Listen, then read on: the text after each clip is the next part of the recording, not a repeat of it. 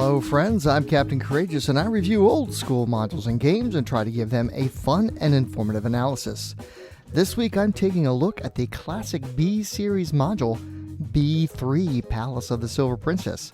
Mired in a bit of controversy upon its initial release, the module was recalled and then re-released several months later, giving the module a bit of infamy among those interested in early TSR history. Spoiler warning. As usual, I will be going over some details and secrets of this module, so if playing in this is something you'd like to do, you might want to stop the video now, but share with your DM in hopes they will adopt it for their game. Still with me? Okay, let's begin.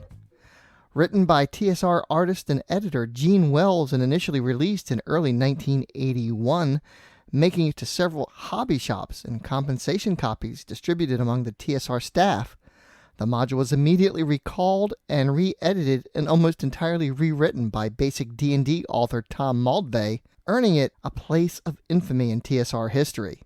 Author Gene Wells was the first woman staffer hired by TSR by Gary Gygax in 1979. Her artistic credits include contributions to the Monster Manual, Hidden Shrine of Tomoichin, and In the Dungeons of the Slave Lords.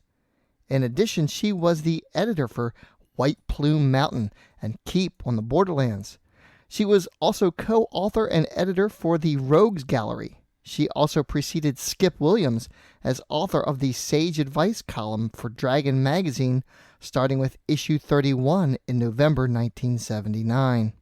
The controversy that apparently initiated the recall stemmed from two art pieces illustrated by Earl Otis, the illusion of Decapus and the depiction of the three-headed, three-armed Ubu creature that Otis depicted as hermaphrodites, that also apparently resembled some TSR management staff at the time. In addition to the artwork, the description of the Capus creature's illusion is rather graphic, and considering D&D's tenuous position with parents at the time due to the satanic panic and the targeted age range for this module, TSR manager Brian Bloom's alarm is probably understandable. However, the fact that this wasn't addressed until after publication is an indicator of the management issues of TSR at the time.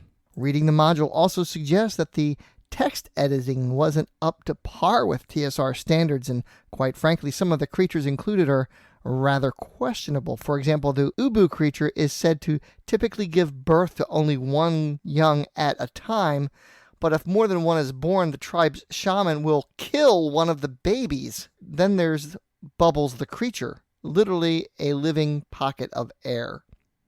This module was intended as a teaching module, and as such, Gene Wells had adopted Mike Carr's approach to B1 in Search of the Unknown, where quite a few encounters were left blank for the DM to fill in later.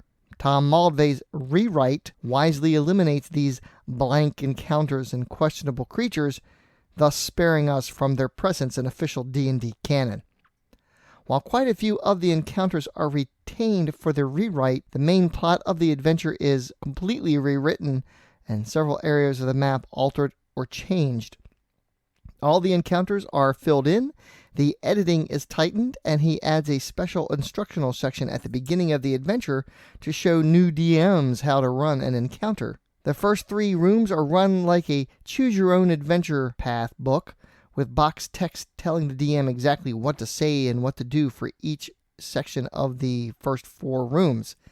This is potentially pretty clever, but the downside is going back and just trying to read what the room contains is a bit of a pain. Thus, in execution, I don't believe it succeeds at its intended goal. The print fonts of the module was also changed from the old school TSR Faxans to the updated basic D&D Sotan font that was indicative of the Maldvay Cook basic sets and other modules of that time frame. Consequently, due to its limited print run, the orange cover version of the module is extremely rare, selling for around $600 to $800, though there is a recorded sale of one for around $3,000. When Wizards of the Coast purchased TSR, they released this module for free on their website in PDF form. Unfortunately, the PDF is no longer available there. Palace of the Silver Princess is a big departure from its predecessor B2 Keep on the Borderlands that provided a base of operations for the players, a wilderness map with several wilderness encounters, and a massive complex, the Caves of Chaos, that had multiple avenues of approach. It was very much a sandbox adventure with plenty of player choice. Conversely, Palace of the Silver Princess offers no wilderness encounters and is strictly a site-based adventure. The titular palace, which has been corrupted into evil by some unknown source. The Valley of Haven in which the palace resides is not described, nor is a map provided, though in Jean Wells' original version this was not the case. She provided a full map and a page that gave a brief description of the surrounding area. So if you have access to the first printing of the module, you might elect to insert that additional element. According to the player background that is provided, the Valley of Haven was an idealistic, peaceful, and prosperous place with elves, dwarves, halflings, and humans living together in harmony due to its isolated location, hidden away in the Thunder Mountains. The ruler of the place is the benevolent Princess Argenta, whose palace of white shining marble glows like silver in the setting sun, thus earning her the nickname the Silver Princess. Basically, everything is going great until the dwarves uncover a fist-sized ruby while digging in a new mine. They named it My Lady's Heart, and as a token of their devotion to their ruler, gifted it to her. So, taken with the gift, she decided to hold a great celebration at the castle, with the dwarves as the guests of honor. The day before the celebration, a knight dressed in all black arrived upon the back of a white dragon. Haven was noted for its hospitality, and the knight was invited to attend the celebration and even allowed to escort the princess as well. At midnight, a cataclysm struck the valley. There was an explosion at the castle. Crops withered and died, and a red glow surrounded the entire place. The module's device for involving the player characters is a series of dreams sent to them by some magical beings known as the Protectors, who, for some reason not explained, have adopted Haven as their pet project. Now, the PCs are the only ones capable of solving the mystery of what happens at the Palace of the Silver Princess and removing the evil that has befallen Haven. The cause of all the problems in Haven stems from the dwarf's gifts, My Lady's Heart, of course, which is actually a cursed artifact, the Eye of Auric. Auric is an ancient evil being of great power, sometimes worshipped as a god. Auric has been sealed in some sort of prison dimension and seeks to escape, and the Eye of Auric is one method he's devised to accomplish this. He enlists the help of an evil priest, Catharindamus, who will conduct a ritual within the castle that will allow Auric to finally escape from his prison and enslave all of Haven in the process. To further assure his success, the entire palace is surrounded by a red glow that will damage anyone who touches it. The Protectors will temporarily part the red glow that leads to the portcullis that will allow entry to the palace's lower level. The Black Knight and his dragon are actually Ellis the Strong and Auric's bane. They arrived at Haven because they had heard of the ruby and suspected it might be one of the eyes of Auric. Apparently there are many of these things in the world, but before they could act, the cataclysm occurred. Ellis is now trapped with Princess Argenta inside the ruby. Thus, in order to successfully complete the adventure, the heroes must enter the ruined castle, explore its depths, overcoming many monsters and traps, discover and then destroy the Eye of Auric, all before the evil priest Catharindamus completes the ritual that will allow Auric to escape his eons of imprisonment and enslave the peaceful Valley of Haven.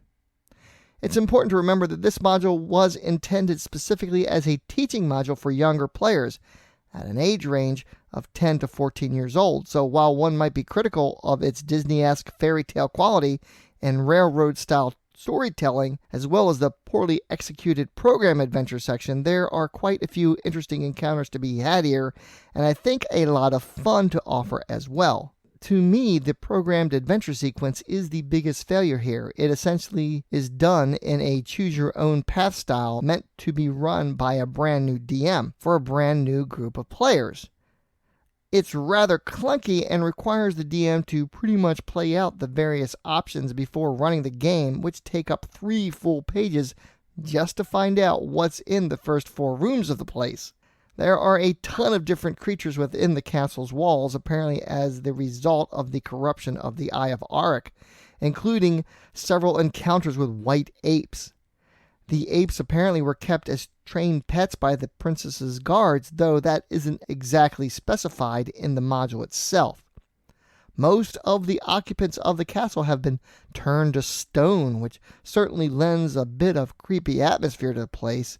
Many of the statues found in rooms and hallways, the inhabitants frozen in place. The first 48 rooms comprise the lower level, and it's room 48 and only room 48 that allows access to the upper level. Access to the upper level of the palace through more conventional means is blocked off due to the explosion that occurred just prior to the cataclysm. The final sequence of rooms follows one after the other, where the PCs encounter the evil priest Catharindamus and his minions conducting the ritual that will free Auric and have a chance to prevent disaster. And hopefully, during their excursions, will have gathered enough clues in order to destroy the Eye of Auric itself, freeing Princess Argenta and the Knight Ellis, and thus thwarting the evil Auric's plans for escape. If successful, the princess will award the heroes 3,000 gold pieces each and award the heroes the Silver Honor Medal during a ceremony held in their honor. That is, if they weren't looting the place during their exploration, in which case she will give them only 1,500 gold pieces and send them on their way. What's pretty interesting to me here is the evil being Auric of the 100 Eyes, whose exact nature is left undefined, and is basically just a MacGuffin to justify the story, but the ramifications of such could provide the basis for an entire campaign. The being is well known enough and considered such a threat that apparently there is an organization of dragon-riding knights formed to hunt down the 100 Eyes of Auric. How does one become a member of such an organization? What is Auric exactly? It's important to note this module was written for Moldvay Basic, not Menser Basic, which would come out 2 years later, along with the entire Gazetteer series. In those versions, there are no gods in the known world of Mystara, but immortals. In canon, Auric would most definitely fall into the category of an immortal of the sphere of entropy. His imprisonment also makes him suggestive of the AD&D god entity created by Gary Gygax Tharizdun, also known as the Elder Elemental Eye. Thus, with very little modification, this module could potentially lead to the Temple of Elemental Evil if the players and DM were so inclined. Further, in order to make the module less railroady, I would suggest dispensing with the protector entities and rather than involving the PCs through dreams to a more direct approach. Simply have the heroes traveling to the Valley of Haven as invited guests of the celebration, with the cataclysm occurring just prior to their arrival. I would also alter the red glow that surrounds the castle so that it permeates throughout, giving everything a creepy Chrisman cast. Rather than doing damage upon contact, it slowly corrupts those within, therefore adding a bit of time pressure to the explorations, as exposure to the red glow must be limited. Instead, simply require a poison saving throw, failure not indicating damage but some bizarre side effect rolled at random. There could be innocuous effects such as having one's nose grow extra long, one's skin turn a deep crimson, one's breath becoming especially foul, the sprouting of thick white hair all over the body, and so on. But also a possible 1d4 loss of intelligence could result. Once intelligence is reduced to a certain level, say 5, the PC either turns into a white ape, doffing their clothes and joining the other white apes in the dungeon who are actually transformed guards, or turn to stone. Intelligence returns to normal once one leaves the red glow, say 1d4 points of intelligence recovered per day. Thus, several forays into the palace might be required to complete the adventure, all the while the corruption of the valley only getting worse. However, the PCs could learn of the evil priest Catharindamus and the ritual he's been conducting to free the evil being Arik from his dimensional prison, adding significant time pressure to return to the palace before disaster strikes and thwarting their need to fully recover before re-entering. Artwork for Palace of the Silver Princess is by Jim Holloway, David S. LaForce, Harry Quinn, Jim Rosloff, Laura Rosloff, Stephen D. Sullivan, Bill Willingham, and Gene Wells. The cover art by Earl Otis depicting the Decapus creature is really just an old school classic and, in my opinion, one of his best pieces. Bill Willingham's cover page art depicting a topless female centaur directing an adventurer to the palace is a bit out of place here, as there are no wilderness adventures in the revised version of the module. The rest of the artwork within is pretty good, and there are quite a few standout pieces that have become synonymous with the early days of classic D&D. Getting a copy of this module in print might require some patience on eBay, as the prices are all over the map, but a good copy could run you $30 or higher if you don't want to settle for a faded, torn, or page-stained copy. Currently, DriveThruRPG only has this in PDF form, but for only $4.99. I purchased this one myself, and it's a great high-quality searchable scan, so you can print it yourself, though this one really needs to be made available for print on demand. So let's take a look at B3 Palace of the Silver Princess on my D20 scale of style, presentation, and value. Style-wise, this is your classic 1980s TSR trade dress, solid color cover with splash art design and black and white interior artwork. For the most part, the layout is easy to follow, and the interior art does a great job of conveying the atmosphere of the module and the encounters depicted within. I'll rate this an 18. It's the presentation here that really earns the low mark. The story is a bit overly simplistic and railroady, with too much reliance on Disney-esque fairy tale tropes, and the programmed adventure sequence to start the module actually has the reverse effect of hindering rather than helping to teach a new DM how to run an encounter, in my opinion.